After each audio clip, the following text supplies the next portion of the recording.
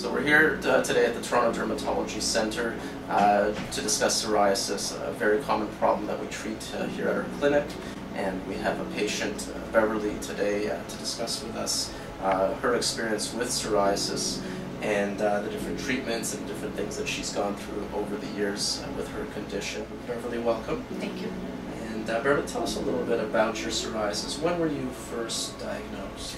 I was diagnosed approximately 11 years ago with psoriasis. I've gone through many bouts with creams and toppers and such. It is in my family. It's very deep in history in my family. There's a strong family history. Who in your family had psoriasis? My father Okay. and my grandfather on my mother's side. Okay, all right.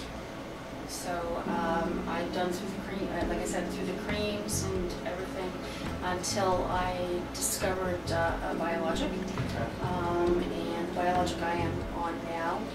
Wasn't the first one, but the clinic here suggested that I do change to this particular Biologic, and I was cleared within 6 months. Is that right? Yeah. Okay. So now, tell me again, what was the extent of your psoriasis originally? What parts of your body were affected? I had psoriasis from the back of my neck, down the back of my arms to my wrists, down my torso to my lower extremities, on the back side, and then on the front with my calves, with my shins, and then on my knees.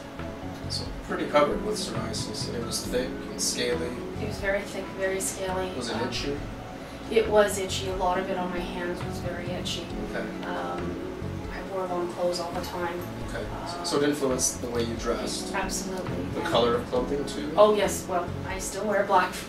It's one of my favorites, but it definitely made a difference that I wouldn't wear bright colors. I didn't want to be noticed. I didn't want to have to explain what all the skin coming off my body was. Do you think it impacted your mood as far as were you anxious or depressed, or it didn't impact your? It definitely inhibited my moods. I wasn't happy all the time. I wasn't happy because I had this. It made me shun away from people, definitely, and stay away from people and not go out as much or go to events. Okay. Because they might see some of the psoriasis or some of the scaling or I shedding. wouldn't be able to wear the clothes I wanted to wear, and they would see the plaques everywhere. Okay. Did it impact you going swimming, going to the beach, or some of your hobbies or sports that you do? Oh, definitely. I wouldn't even go there. I wouldn't put a bathing suit on. People would see what I had, and they would be afraid to come near me or go in water with me for that matter. Did anyone ever say anything to you in a pool or jacuzzi, or anybody comment on things?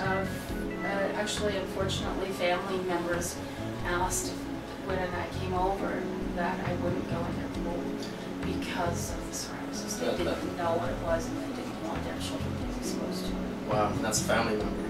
Yeah.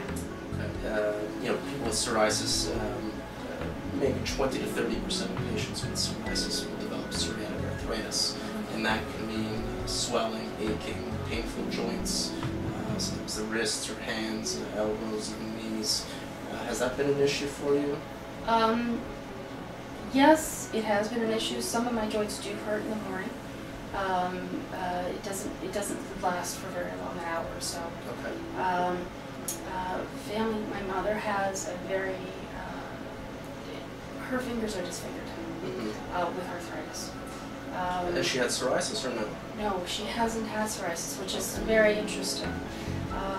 But her father had psoriasis. Okay. So I'm very concerned about it, obviously. Okay. But it's mostly in my hands. And, one of the things, there's different types of arthritis, the most common being osteoarthritis, wear and tear getting older. Arthritis, there's psoriatic arthritis, which is maybe 20 to 30% of patients with psoriasis. And then there's rheumatoid arthritis. And what's common with psoriatic arthritis and rheumatoid arthritis is that the joints are inflamed in the morning, and as the day goes on, they feel better, they loosen up, they're less stiff. Whereas with osteoarthritis, it gets worse as the day goes on.